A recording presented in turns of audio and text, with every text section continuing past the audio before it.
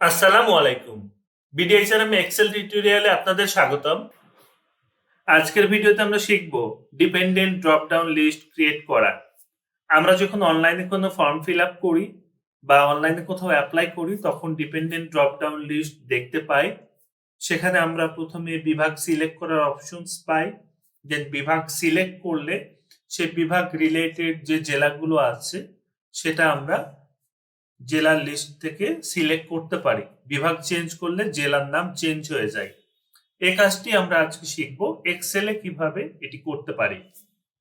আমরা এখানে র্যান্ডমলি কিছু বিভাগের নাম নিয়েছি এবং সেই বিভাগের রিলেটেড জেলাগুলো নিয়েছি। আমরা এই C7 সেলে বিভাগের নাম সিলেক্ট করার অপশনস রাখবো, যার উপর ডিপেন্ড করে C8 সেলে আমরা জেলার নাম সিলেক্ট করতে পারবো। এই কাজটি করার জন্য প্রথমেই আমাদের বিভাগগুলোর জন্য রিলেটেড জেলা ভিত্তিক একটি নেম লিস্ট ক্রিয়েট করতে হবে। নেম লিস্ট ক্রিয়েট করার অনেকগুলো উপায় আছে, তার ভিতর সবচাইতে সহজ উপায়টি আজকে আপনাদেরকে দেখাবো। নেম লিস্ট ক্রিয়েট করার জন্য আমাদেরকে বিভাগের নাম সহ জেলার নাম আগে সিলেক্ট করতে হবে। আমরা সিলেক্ট করে ফেলি বিভাগের নাম সহ জেলার নাম, বাট আমরা যদি র্যান্ডমলি সিলেক্ট করতে যাই তখন আপনি দেখুন রংপুর বিভাগের আন্ডারে যেহেতু একটি জেলা আমরা কম দেখতে পাচ্ছি, সেহেতু এখানে একটি ব্ল্যাঙ্ক স্পেস থেকে যাচ্ছে। এই প্রবলেমটি ওভারকাম করার জন্য আমরা দুইবারে এটি সিলেক্ট করব। সেজন্য আমরা প্রথমে চিটাগং থেকে রাজশাহী বিভাগ পর্যন্ত বিভাগের নাম সহ সবগুলো জেলার নাম সিলেক্ট করব। দেন কিবোর্ড থেকে কন্ট্রোল চাপ দিয়ে রংপুর বিভাগের নাম সহ জেলার নামগুলো সিলেক্ট করব।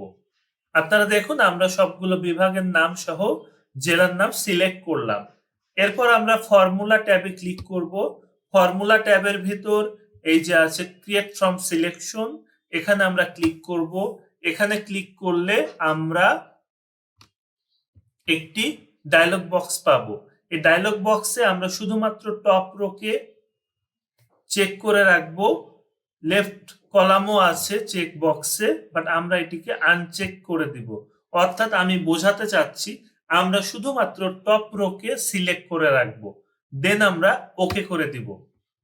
আমাদের নেম রেঞ্জ ক্রিয়েট হয়ে গেল। আমরা যদি একটু দেখতে চাই, এই যে দেখুন এখানে যে বক্সটি আছে, এখানে যদি ক্লিক করি আমরা চিটাগং, ঢাকা, খুলনা, রাজশাহী, রংপুর পেয়ে যাচ্ছি।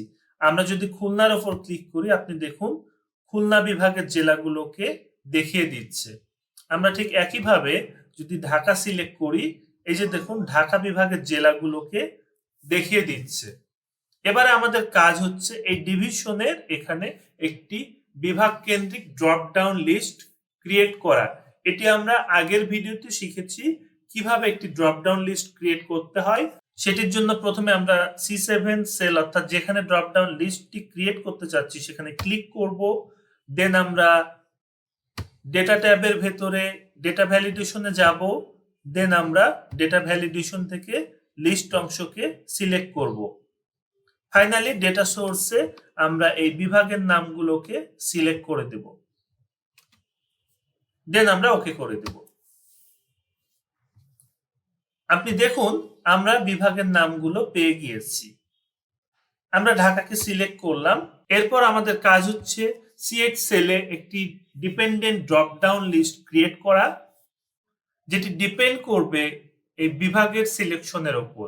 সেটি করার জন্য আমরা প্রথমেই C8 সেলে অর্থাৎ যেখানে ড্রপ ডাউন লিস্ট ক্রিয়েট করতে চাই সেখানে ক্লিক করব। দেন ডেটা ভ্যালিডেশন থেকে আমরা ডেটা ভ্যালিডেশনে যাব। দেন আমরা লিস্ট সিলেক্ট করব।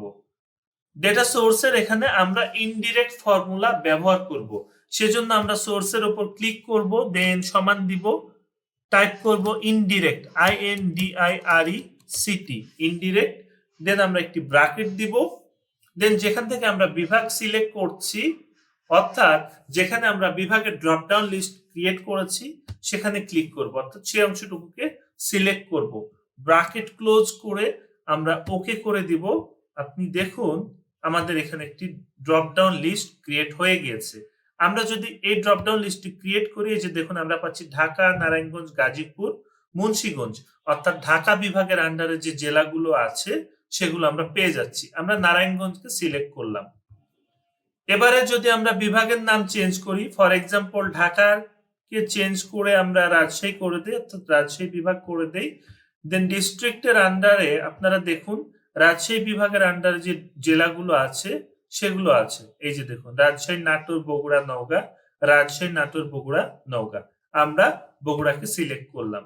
ঠিক একইভাবে আমরা যদি বিভাগ চেঞ্জ করে রংপুর দিয়ে দেই, তাহলে আপনি দেখুন আমরা এই জেলার আন্ডারে রংপুর বিভাগের ডিস্ট্রিক্ট গুলোকে পাবো। এভাবে খুব সহজেই আপনি dependent drop down list create করতে পারবেন। ভিডিওটি ভালো লাগলে একটি লাইক দিন, কোনো প্রশ্ন থাকলে কমেন্ট বক্সে জানান। আর যারা আমাদের চ্যানেলটি এখনো সাবস্ক্রাইব করেন নাই, প্লিজ সাবস্ক্রাইব করে ফেলুন। ঠিক সেই সাথে বেল বাটনে ক্লিক করে রাখুন, যাতে আমরা ভিডিও আপলোড করলে আপনি নোটিফিকেশন পেয়ে যান।